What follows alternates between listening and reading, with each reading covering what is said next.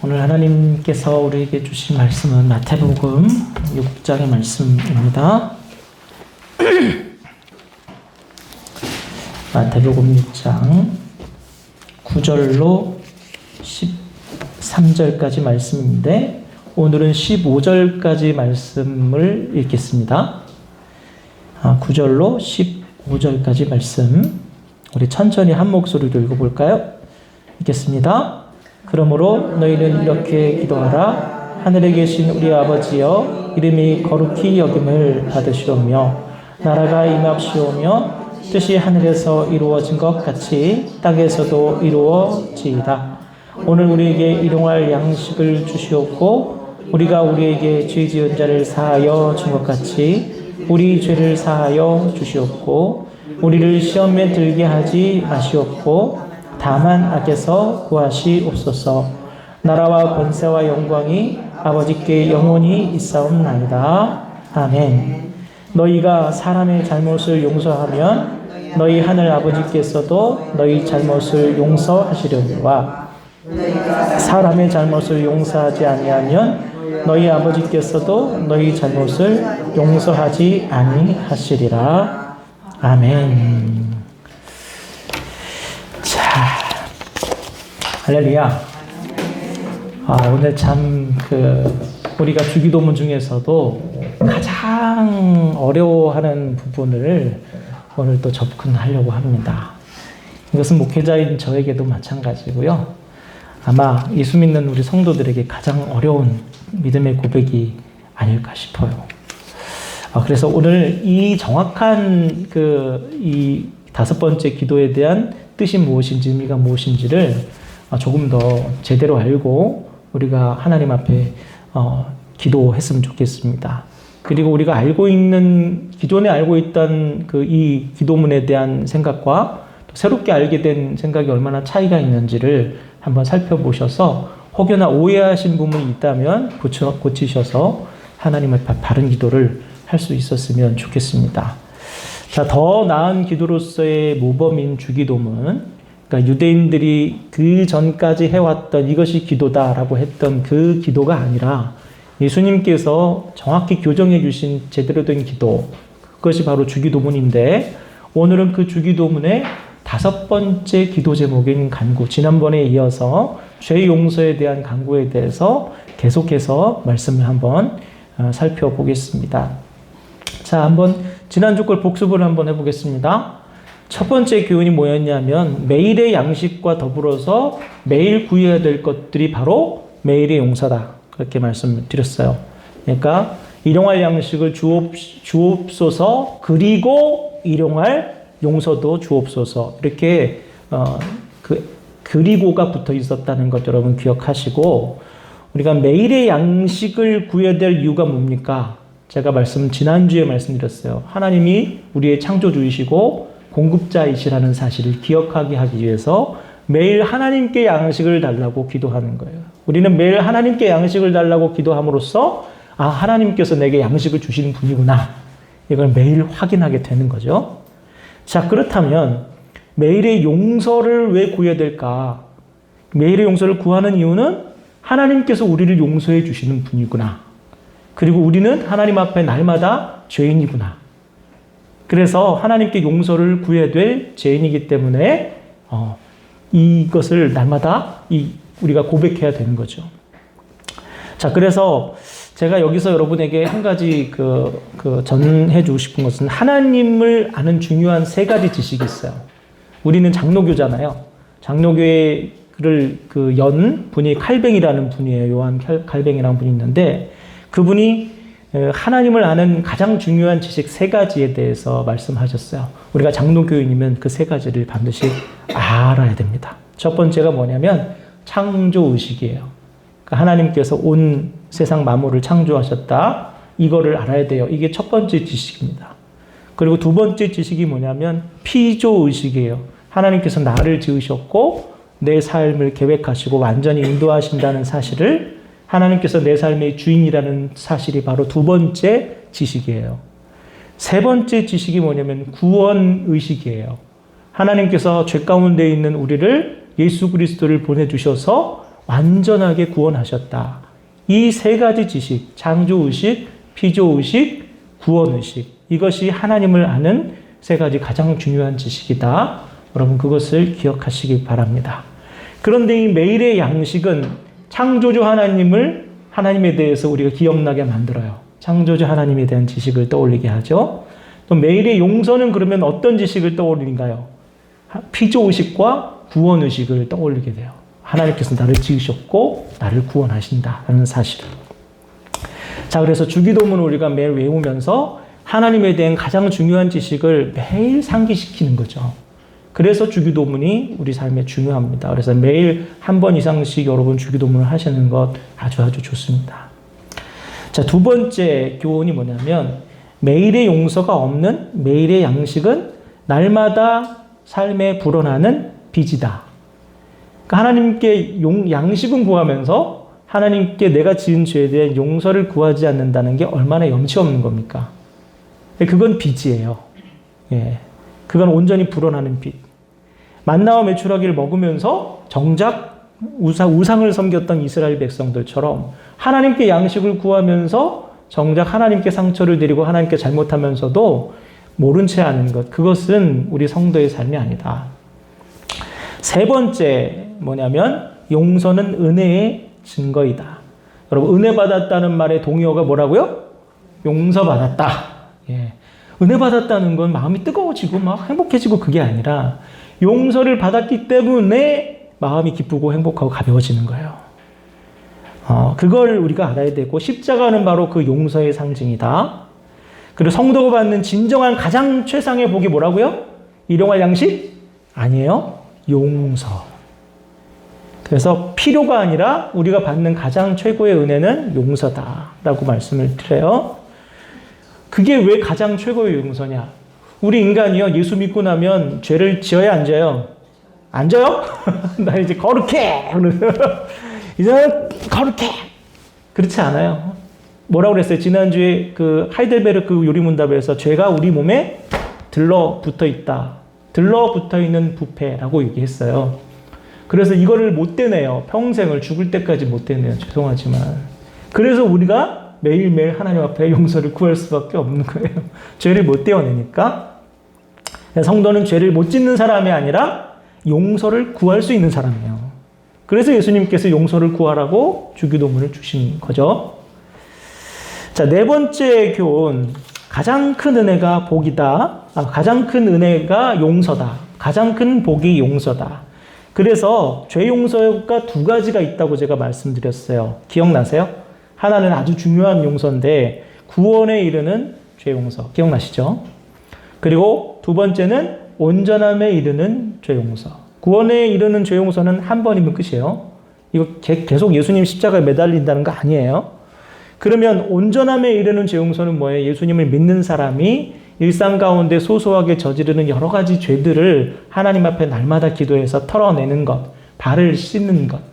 애가 밖에 나갔다 들어오면 뭘 씻어요? 발 씻어야죠. 발 씻고 들어와! 발 씻고 들어와야 된다는 거예요. 하나님과 함께 살려면, 거주하려면, 교제하려면 발 씻고 들어와야죠. 그게 바로 온전함에 이르는 죄 용서. 이것은 자녀들이 하는 죄 용서예요. 다섯 번째 교훈이 있습니다. 매일의 양식은 매일의 회심을 요구해요. 매일 우리에게 양식을 주신다는 건 뭐예요? 너 내가 매일 양식을 주는데 뭐 잊은 거 없어? 라는 거예요. 그래서 자꾸 잊어먹으면 어떻게 해요? 밥이 안 나와요, 어느 날. 그럼 왜 밥이 안 나오지? 왜 밥 안 줘요? 넌 양심도 없니? 라고 하게 되겠죠? 회심이 있어야 돼요. 하나님 앞에 뉘우침이 없이 맨날 받아먹기만 하면 하나님께서 언젠가 깨우침을 주셔요. 내가 주는 거 은혜이긴 하지만 절대 가치가 없는 은혜가 아니다. 값없다는 것은 가치가 떨어진다는 게 아니고 값을 매길 수 없다는 거예요. 그러니까 우리가 하나님께서 은혜 주신 거 공짜로 받았다고 그 공짜라서 가치가 없는 게 아니라 가격을 매길 수가 없어서 공짜로 줄 수밖에 없었다는 거. 그걸 기억해야 돼요. 자, 그래서 매일 양식을 구할 때마다 매일 우리가 용서를 받고 있다는 뜻이다 라는 걸 기억하고 하나님 앞에 용서의 기도를 꼭 해야 된다. 자, 그리고 그것을 누릴 자격과 염치가 내가 있는지를 떠올리라는 소리예요. 내가 이 매일의 양식을 먹을 만한 염치가 있는 사람인가. 염치가 없는 사람, 그 자격과 염치가 바로 타인에 대한 용서예요. 타인은 하나님 뭐 저런 사람을 뭐 저렇게 해주세요. 나도 이렇게 열심히 하는데 나는 안 해주시고 왜 나보다 못하는 저 사람은 저렇게 해주세요. 그런 얘기 하지 말라는 거예요. 예. 염치가 있어야지. 하나님께서 그러면 나한테 주신 건 뭐예요? 자, 그러면 오늘 이제 계속 이어서 용서에 대한 이제 후반부의 내용들을 이제 한번 볼게요. 전반부는 이제 죄 용서에 어떤 것이 있는가에 대한 말씀을 드렸고, 이제 진짜로 여러분이 고민하셔야 될 부분들을 이제 말씀을 드릴게요. 자, 주기도문은 누구의 기도일까요? 우리가 누구로서 하나님 앞에 드리는 기도일까요? 거기 써 있어요. 1번에 누구로서 기도하는 거죠? 자녀로서 기도하는 거예요. 그래서 맨 처음 주기도문의 첫머리가 뭐라고요? 하늘에 계신 우리 아버지. 그러니까 우리는 우리 하나님을 무슨 주인처럼 그렇게 대하는 게 아니고 아버지로 대하고 기도하는 거예요. 이게 얼마나 큰 특권이라고 제가 말씀을 드렸어요. 우리 부모 자식 간의 관계가 바로 하늘에 계신 우리 아버지라는 그 첫머리에 담겨 있다. 누가복음 15장 20절 말씀을 한번 볼게요. 여러분 잘 하시는 말씀이에요. 다 같이 읽어볼게요. 시작. 이에 일어나서 아버지께로 돌아가니라. 아직도 거리가 먼데 아버지가 그를 보고 측은히 여겨 달려가 목을 안고 입을 맞추니. 여러분 이 말씀이 어디서 나온 말씀이에요? 잃어버린 아들의 비유에서 나온 말씀이에요. 둘째 아들, 아버지의 유산을 싹 받아다가 탈탈 털어먹고 돌아와서 아버지가 이렇게 맞아주는 그 장면이잖아요. 근데 여러분 이게 유대 사회에서 사실 있을 수가 없는 얘기예요. 이런 아들이 있을 수 없어요, 당시에. 왜냐면 저런 짓을 했다가는 죽으니까. 마을 사람들이 죽여도 아무런 얘기를 못해요. 그리고 살아있는 아버지의 유산을 받아 나간다? 이건 아버지 죽으라는 얘기거든요. 그러니까 폐륜이에요, 폐륜. 그리고 이런 자식은 없는 자식 셈치고 호적에서 파버려요. 그런 제도가 있어요, 실제로. 그러니까 이런 아들도 실제로 있을 수 없는 아들이고, 이 아들을 받아들이는 아버지도 실제로 그 유대 사회에서는 전혀 있을 수 없는 유형의 사람이에요. 상상할 수 없는. 그런데 왜 예수님께서 그 상상할 수 없는 아들과 그 상상할 수 없는 아버지를 딱 우리에게 보여주셨냐? 하나님 아버지 우리를 향한 그 사랑이 얼마나 큰가를 보여주시는 거고요. 용서가 무엇인지를 알려주시는 거예요. 이 말씀을 보세요. 아직도 거리가 먼데 라고 돼 있어요. 당시에 핸드폰이 있었습니까? 뭐가 있었습니까? 아들이 도저히 못 살겠어서 아빠 전화해서 나 도저히 안 되겠어요. 나 좀 받아주세요. 나 갈게요. 라고 하고 가서 만난 게 아니잖아요. 그러면 이 아버지는 언제 아들이 올 줄 알고 나가서 만났을까요? 그럼 무슨 뜻이에요, 여러분? 이 아버지가 매일같이 나갔다는 거예요. 매일같이 뭐래요? 매일같이 멀리까지 나가서 아들이 잘 보이는 곳에서 하염없이 기다리고 있었다는 뜻이 돼요. 그럼 이 아버지는 이 아들이 돌아와서 용서했어요? 이미 용서하고 기다리고 있어요? 바로 그거예요. 바로 그거. 이게 하나님께서 우리에게 베푸신 용서는 이미 용서를 하시고 우리를 기다리고 있는 용서라는 거예요. 우리가 뭔가 액션을 취하기도 전에 하나님은 우리를 다 용서하시고 기다리고 계시는 거예요. 그럼 우리는 뭐만 하면 돼요? 돌아가면 돼요. 돌아가면 아버지는 이미 끝나 있어요. 그리고 그를 보고 달려가서 측은히 여기고 뺨에 입을 맞춰요. 아들은 어떻게 생각했어요? 내가 아버지 만나면 뭐라고 얘기하다나. 큰일 났다. 종으로 써달라고 얘기했다. 뭐만 생각을 다 하는데 이미 아버지는 아들로서 맞아들일 준비가 다 끝나 있는 상태인 거예요. 이게 바로 저의 용서다. 온전한 자녀가 되기 위한 죄 용서에 대해서 지난주에 말씀드렸어요. 우리가 자녀로서 하나님 앞에 기도하는 거예요. 구원받기 위해서 죄 용서를 구하는 게 아니라고요. 그런데 여러분 항상 부모와 자녀 간의 관계가 좋습니까? 안 좋죠. 그렇죠. 뭐 항상 좋지는 않아요. 제가 요즘에 그 TV를 보면서 스트레스를 받는 프로그램이 하나 있어요. 그게 뭐냐면 오은영 박사의 금쪽 상담소.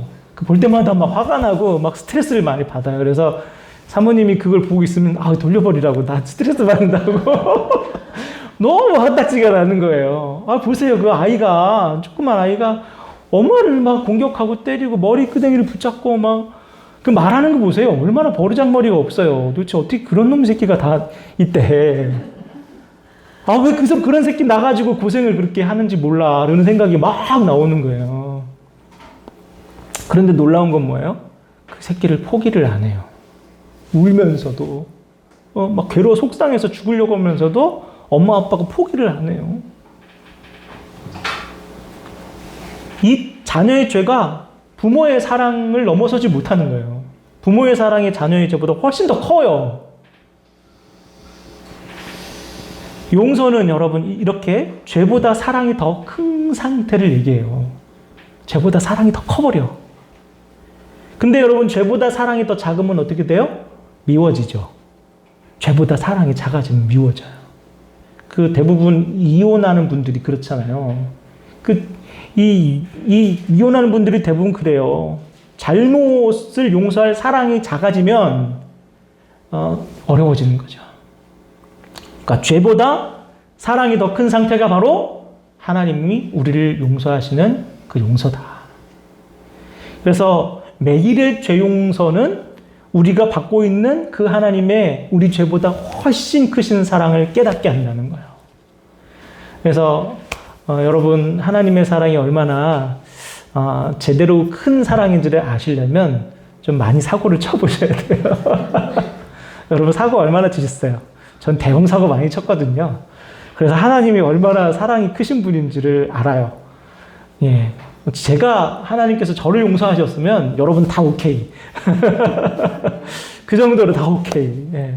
하나님 너무 크세요. 하나님이 감당하실 수 없는 죄인이 없고 하나님이 감당하실 수 없는 자녀가 없는 거예요. 그래서 제가 여러분에게 함부로 정죄를 못해요. 왜냐면 저보다 다 나으신 분들이었기 때문에 그래서 말을 못하는 거예요.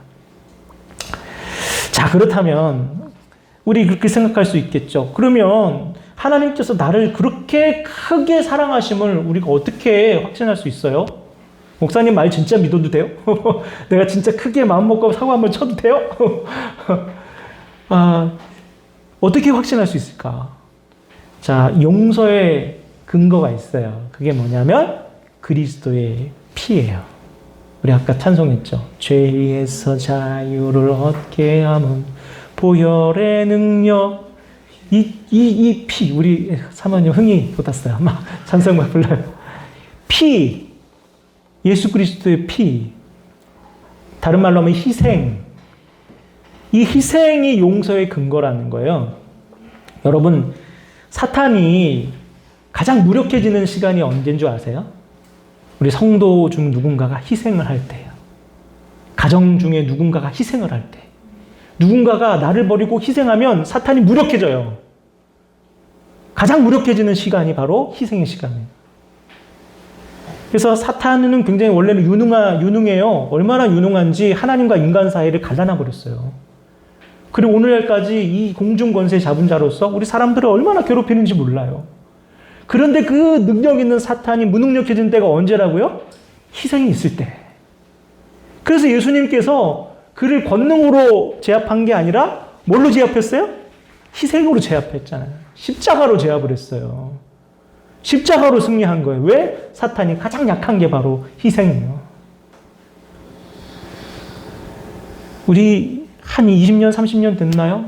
고 이수연 씨, 일본에서 한 지하철에서 그 죽을 위기에 놓인 그 일본인을 직접 구했어요. 그때 당시에는 한일 관계가 너무 악화되어 있었고 원수처럼 지냈던 때여서 한국 사람이 일본인을 위해서 목숨을 구한다, 자기 목숨을 버리고 그 사람을 구한다? 상상할 수 없었던 때였어요. 근데 그 사건이 일어나고 일본 사회에 엄청난 파문을 일었어요. 어떻게 원수된 우리를 위해서 저 한국인이 목숨을 내놓을 수 있냐. 이런 게 있을 수 있는 일이라. 그러면서 한일 관계가 급격히 좋아졌습니다. 여러분, 그 원수 마귀가 우리의 그 갈등과 분쟁에서 가장 힘을 많이 발휘하거든요. 그런데 희생을 하니까 거기서 힘을 잃는 거예요. 예수님께서 그 십자가의 희생을 통해서 원수 마귀의 그 모든 괴계를 한 방에 끊으신 거예요. 그래서 여러분 과거에 제사를 지냈잖아요. 희생제사를 지내요. 어린 양이나 소를 죽여서 희생시켜서 제사를 드려요. 왜? 사탄을 무력화시키고 하나님의 은혜를 충만하기 위해서 제사를 드리는 거예요. 희생제사를 드리는 거예요. 그런데 그게 여러분 영원해요? 일시적이에요? 일시적이잖아요. 과거에는. 그래서 완전한 희생을 구약 시대에 예언한 거예요. 지금 이렇게 일시적으로 하지만 완전하게 희생하실 메시아가 올 거야. 라고 한 게 구약 성경의 메시지예요. 그리고 그 완전한 희생을 하시기 위해서 오신 어린 양이 누구예요? 예수 그리스도. 단번에 드린 희생제사로 인해서 완전하게 사탄을 무력화시켰어요. 하나님의 은혜를 완전히 충족해버렸어요. 그래서 그 십자가 사건은 우리가 십자가 사건, 과거에 있던 그 십자가 사건을 의지해서 하나님께서 우리를 용서해 주시고 하나님께서 우리를 너무너무 사랑하신다. 왜? 그 십자가 때문에 내가 확신 있게 얘기할 수 있다라고 하는 거예요. 자, 판례라는 게 있어요. 재판에는. 그죠? 판례. 판례가 뭐냐면 앞서 재판한 상황들이 있어요. 그래서 내가 지금 재판을 받을 때 유사한 상황에서 앞서 재판한 재판들을 참고하는 게 판례예요. 그죠? 그런데 예수님께서 우리를 위해서 이미 이 모든 그 죄 용서를 다 끝내버리셨어요. 예전에 그런 사건이 있었어요. 두 형제가 있었는데 동생이 살인죄를 저질러요. 근데 이 형이 동생을 너무 사랑했고 동생이 너무 안타까워서 자기가 죄를 뒤집어쓰고 감옥에 갑니다. 그리고 무기징역을 언도받고 평생을 감옥에서 복역을 해요. 그리고 나중에 이 동생이 진범이었다는 사실이 밝혀집니다. 그런데 이미 법정의 모든 과정은 다 끝나버렸어요. 일사부재리의 법칙. 한 사건을 두고 두 번 재판하지 않는다. 결국 이 둘째는 법의 재판을 받지 않게 됐죠. 여러분, 예수 그리스도께서 우리의 맏형이 되어주셔서 우리가 받을 죄에 대해서 이미 다 형벌을 받으신 거예요. 그래서 우리는 재판의 대상이 될 수가 없어요. 그래서 죄를 지어도 우리에게 그 죄에 대한 대가가 오지 않는 거죠. 이게 바로 여러분 죄 용서예요. 그리고 희생이에요. 그래서 우리는 예수 그리스도의 희생제사를 근거로 우리가 죄 용서 받았음을 당당히 얘기할 수 있는 거죠. 그리고 피고의 주장, 우리가 무죄하다는 우리의 주장은 정당해진 거예요. 이게 바로 여러분 복음이에요. 다른 게 복음이 아니라. 예수님께서 이미 죽으셨기 때문에 내 죄를 안고 죽으셨기 때문에 나에 대한 재판은 없다. 이게 복음이에요. 자, 그래서 예수 그리스도의 피를 힘입는다는 것은 바로 죄를 이길 수 있는 능력이 있다라는 것. 아까 찬송 같이 했죠? 우리 죄에서 자유를 얻게 하면 1절 한번 찬송해 볼까요?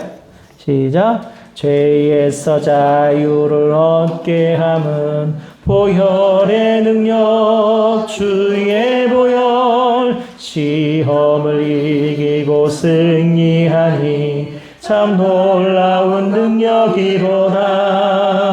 주의 보혈 능력이 또다. 주의 피 믿어 주의 보혈 그 어린 양의 매우 귀중한 피로다.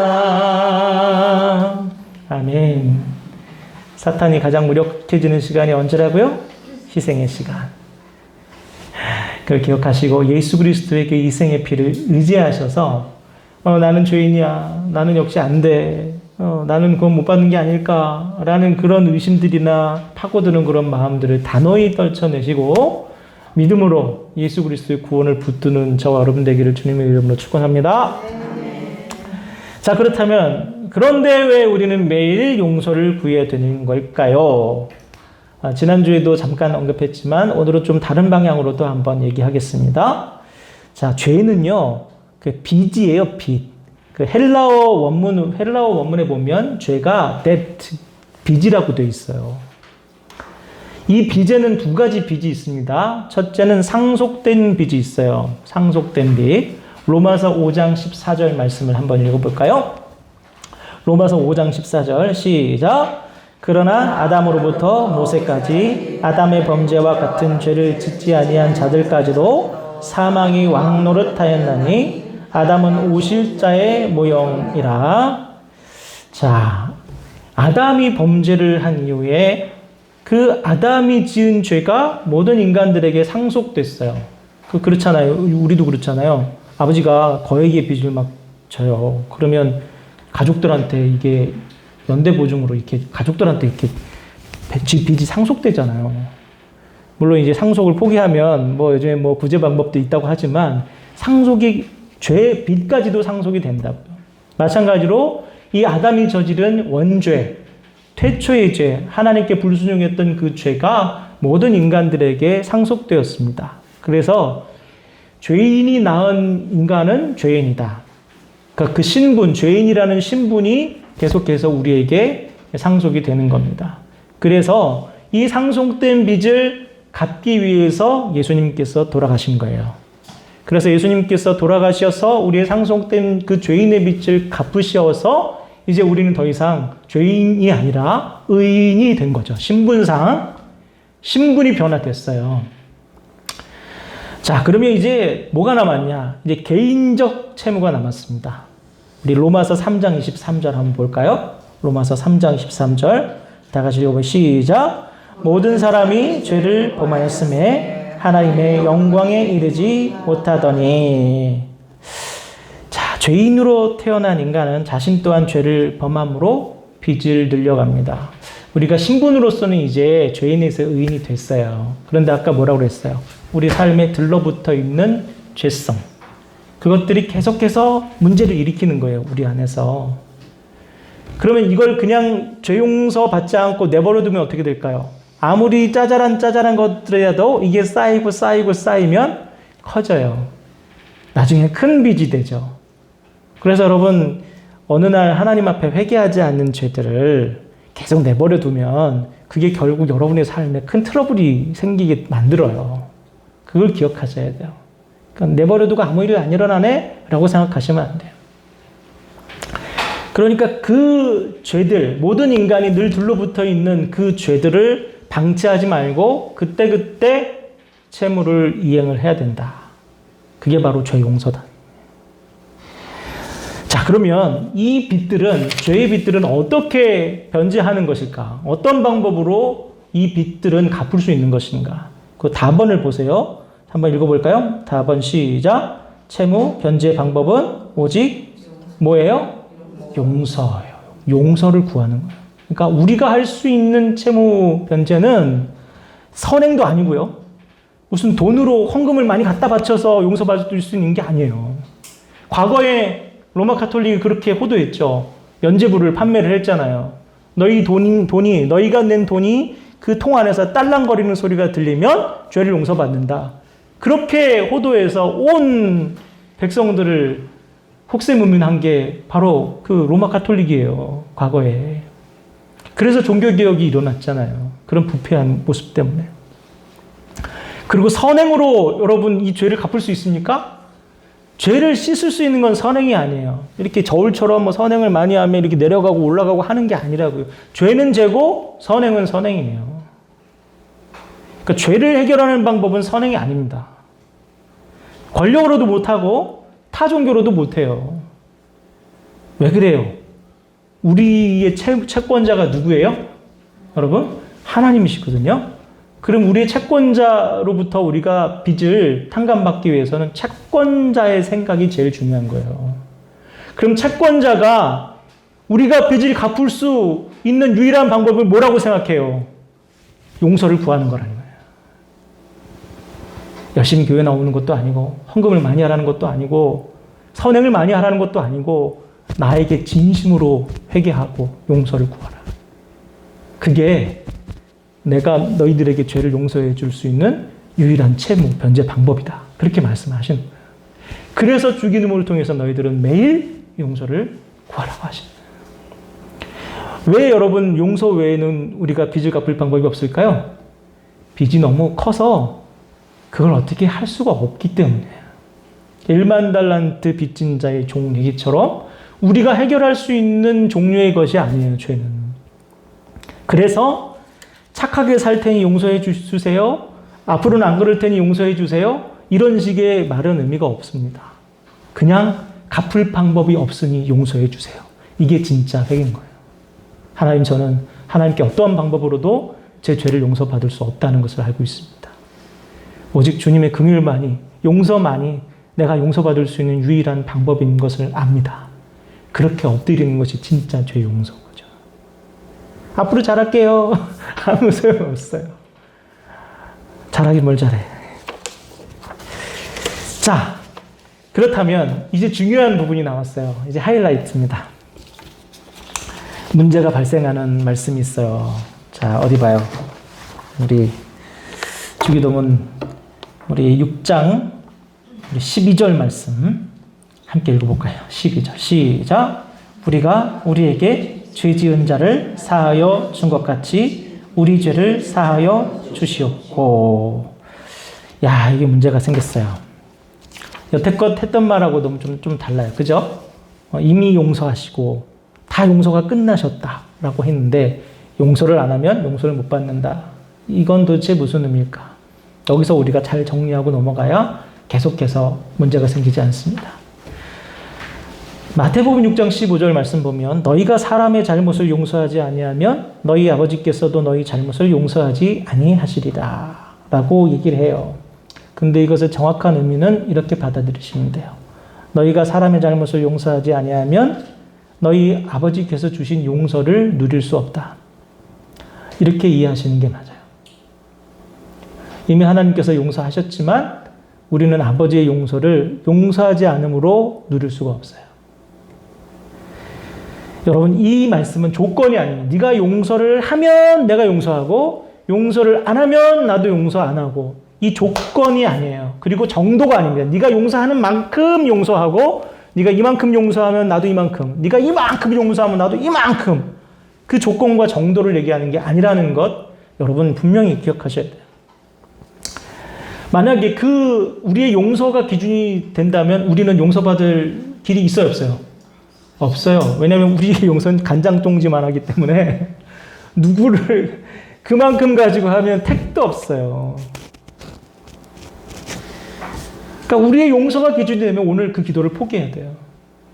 그래서 여러분 그 유명한 보물섬이라는 그 소설을 쓴 스티븐슨이라는 사람이 신실한 사람이었던 것 같아요. 그래서 집에서 식구들이랑 가정 예배를 드리는데 어느 날 이 주기도문에 대한 그 말씀을 읽다가 이 스티븐슨이 집을 뛰쳐나왔대요. 그래서 아내가 깜짝 놀라가서 저 사람 왜 그러나 그래서 막 쫓아갔대요. 그리고 막 붙들었대. 왜 그래 여보. 나 오늘 우리가 읽은 그 말씀, 너희가 용서하지 않으면 용서받을 수 없다, 그 말씀을 도저히 읽을 수가 없었어. 그래서 견딜 수가 없었어. 그래서 집을 뛰쳐나온 거예요. 여러분, 이게 바로 용서를 누릴 수 없는 이유입니다. 누릴 수가 없어요. 이미 용서해 주셨어도 누릴 수가 없어요. 그래서 마틴 루터가 그런 말을 했습니다. 양심의 가책이 없는 사람은 시편 109편 7절의 저주를 받을 것이다. 말씀 볼까요? 시편 109편 7절 무슨 말씀인지? 자, 졸리시니까 말씀을 찾아보겠습니다. 시편 109편 7절입니다.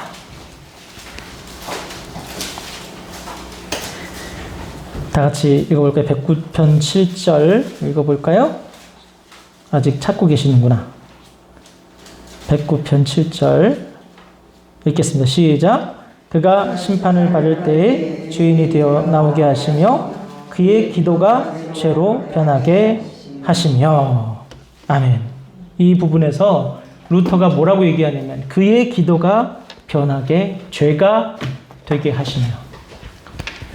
그러니까 하나님 앞에 이 용서에 대한 이 말씀을 제대로 이해하지 못하고 기도를 하게 되면 우리의 그 기도가 죄가 된다는 거예요.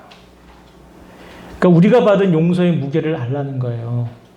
내가 진짜 네가 용서하지 않으면 나도 국물도 없어 라고 얘기하는 것이 아니라 너희가 용서받았다는 사실이, 용서받을 수 있다는 사실이 얼마나 놀라운 기적인지를 실감하라. 너희 간장종지만한 네 그 알량한 용서로 누구도 용서할 수 없다는 것을, 그 사실을 분명히 알고 그렇게 어려운 용서를 네가 받았다는 사실을 기억하라. 그게 바로 오늘 이 부분에 대한 진짜 의미입니다. 그래서 우리는 이 말씀을 읽을 때 두 가지를 느껴야 돼요. 하나는 양심의 가책. 나 용서 못했는데. 또 하나는 하나님께 감사. 용서도 못한 내가 용서를 받았다는 그 불가능한 기적을 받았던 것에 대한 감사. 이 두 가지가 계속 우리 가운데 있어야 돼요. 이 주기도문을 할 때마다 용서 못한 나에 대한 아픔과 자책, 그리고 그 어려운 용서를 나는 매일마다 받는다는 감사함과 찬양, 이 두 가지 마음이 우리를 늘 휩쓸어야 돼요. 그게 이 구절에 대한 참된 의미인 거죠. 용서의 감각이라는 게 있습니다. 우리가 양심에도 감각이 있잖아요. 나쁜 짓을 계속 자꾸 반복적으로 하면 나중에는 아무렇지도 않게 돼요. 근데 예수님의 용서가 얼마나 큰 것인지, 또 내가 이 간장종지만한 이 마음으로 용서하지 못하는 내 자신이 얼마나 비참하고 초라한지, 이것에 무뎌지게 되면 어느 순간부터 주기도문은 주문이 돼버리고 아무런 감흥이 없는 기도가 되고, 아무런 감흥이 없는 주기도문은 결국 변하여서 우리에게 죄로 돌아온다. 마틴 루터가 그렇게 얘기하고 있는 거예요. 자, 성도가 이미 받은 용서를 실감하고자 한다면 용서해야 되는 거죠. 자, 그러면 용서와 관련해서 미움에 대해 한번 얘기하고 언급하고 마무리를 하도록 하겠습니다. 어떤 인문학자가 그런 얘기를 했어요. 사랑의 반대말이 뭘까요, 여러분? 우리가 흔히 무관심이라고 하잖아요. 그런데 그건 진짜 미워해보지 않은 사람이 하는 나른한 말이다. 그렇게 얘기해요. 진짜 미워해보셨어요? 죽일 듯이 미워해보셨어요? 사랑의 반대말은 미움이에요. 이거 참 제가 예전에 예산에서 사역을 할 때 저를 너무나 힘들게 하던 선배 목사님이 있었어요. 너무 치사하고 너무 쪼잔하고 그렇게 비겁할 수가 없어요. 너무너무 힘들었어요. 그래서 막 우리 사모님도 알 거예요. 제 머리가 거기 들어갈 때는, 그 교회 갈 때는 머리가 까맸어요. 근데 단 3년 만에 머리가 백발이 된 거예요. 새해진 거예요. 이 머리가 예산 가서 머리가 이렇게 됐어요. 그 선배님들의 사랑받고 얼마나 괴로웠는지요. 근데 제가 그분이 얼마나 미웠냐면 어느 날 꿈을 꿨어요. 꿈을 꿨는데 교회 앞에서 그 사람이 딱 있는 거예요. 근데 저한테 또 막 이상한 소리를 하는 거예요. 그래서 제가 너무 화가 나서 소리를 고래볼 일도 있어요. 그렇게 진짜 계속 그렇게 하면 가만 안 두겠다고 그러면서 너무 화가 나서 막 고래골래 막 욕도 하고 소리를 질렀어요. 근데 그 순간 제 아이가, 주한이가 저 교회 이쪽 교회 이 앞에 초대교회처럼 도로가 이렇게 돼 있어요. 근데 이 녀석이 앞으로 오다가 그 도로를 걷다가 트럭이 와서 이 녀석을 탁 치는 거예요. 근데 그 순간에 너무 놀라서 깼어요. 깨서 일어나서 이게 하나님께서 주시는 메시지구나 라는 걸 생각했어요. 내가 누군가를 너무 미워하다 보니 내 가장 소중한 것이 망가지는 것조차 몰랐구나. 내가 미워한 건 나 자신이었구나. 그리고 누군가를 미워하면 내가 망하는구나. 그걸 깨달았어요. 요한일서 2장 9절 말씀에 그런 말씀이 있습니다. 한번 읽어볼까요? 읽겠습니다. 빛 가운데 있다 하면서 그 형제를 미워하는 자는 지금까지 어둠에 있는 자요. 그때 당시 저는 어둠 속에서 헤매고 있었어요. 너무 힘들었어요. 앞이 보이질 않았어요. 누군가를 미워하면 길을 잃어버려요. 인생의 길을. 내가 파괴되거나 아니면 네가 파괴되거나 둘 중에 하나였죠. 이게 저주받은 관계입니다. 최근에 유튜브 방송인들이 함께 조인해서 방송을 하다가 누가 막 비난을 하니까 생방송 중에 자살 시도를 해버렸어요. 그래서 결국 죽었어요. 그 보고 그 사람을 놀린 그 여자가 처음에는 무슨 내 잘못 아니야, 죽어버렸어, 그럼 she's gone, 걔 가버렸네, 그 노래하다가 진짜 이제 죽으니까 거기서 이제 멘붕이 왔어요. 그래서 이 여자도 지금 위험해요. 자살할 수도 있어요. 여러분, 누군가를 미워하면 네가 죽거나 내가 죽거나 둘 중에 하나예요. 미움이 얼마나 큰 영적 스트레스자 고통인지 여러분 우리는 기억해야 됩니다. 미움은 가장 고통스러운 형태의 자해 행위예요. 그래서 여러분, 미움을 우리가 그치고 용서하는 것의 가장 큰 수혜의 대상은 누구예요? 바로 나 자신, 상대방이 아니에요. 내가 죽게 생겼어요. 그걸 깨닫게 되더라고요. 누군가를 너무 극심하게 미워하는 건 내 안에 있는 가장 소중한 것을 내가 스스로 파괴하는 것이다. 그걸 깨닫게 돼요. 여러분, 그것을 기억하시고 하나님 앞에 매일마다 용서를 구하면서 이 용서를 구하고 누군가를 용서하는 것의 가장 큰 은혜의 대상은 바로 누군가도 아니라 나 자신이다. 여러분, 그것을 기억하시고 하나님 앞에 오늘도 어둠 속을 헤매지 않고 밝은 빛 가운데로 나아가시는, 용서하시고 참 자유를 얻으시는 여러분들이 되기를 주님의 이름으로 간절히 축원합니다. 네, 기도하겠습니다. 하나님 아버지, 감사합니다. 오늘 저희 용서에 대해서 말씀을 깨닫습니다. 주님, 우리가 매일 하나님께 용서를 구한다는 것은 하나님께서 이미 우리를 용서하셨다는 사실을 믿기 때문에 할 수 있는 것임을 깨닫게 하여 주시옵소서. 하나님께서 용서해 주실까 말까 두려움과 불안 속에서 구하는 것이 아니라 이미 용서하신 하나님 앞에 부끄러움과 민망함과 죄송함으로 구하는 것인 것을 다시 한번 깨닫게 도와주시옵소서. 그리고 누군가를 용서한다는 사실은 우리가 받은 그 하나님의 큰 은혜를 상기할 때 가능하다는 것을 깨닫게 도와주시고, 하나님께서 우리에게 베푸신 용서가 얼마나 크고 놀랍고 기적적인 것을까를 오늘 실감하여서 하나님, 우리에게 작은 빚을 진 자들을 용납하고 용서할 수 있도록 인도하여 주시옵소서.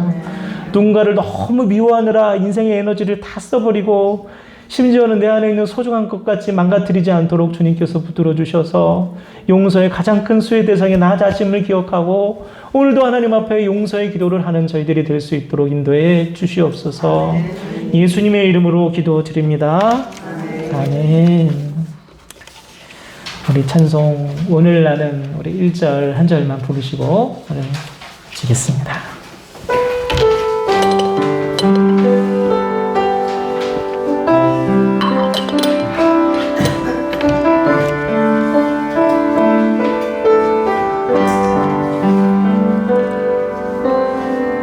내가 먼저 손 내밀지 못하고 내가 먼저 용서하지 못하고 내가 먼저 웃음 주지 못하고 이렇게 머뭇거리고 있네. 그가 먼저 손 내밀기, 그가 먼저 손 내밀기 원했고 그가 먼저 용서하길 원했고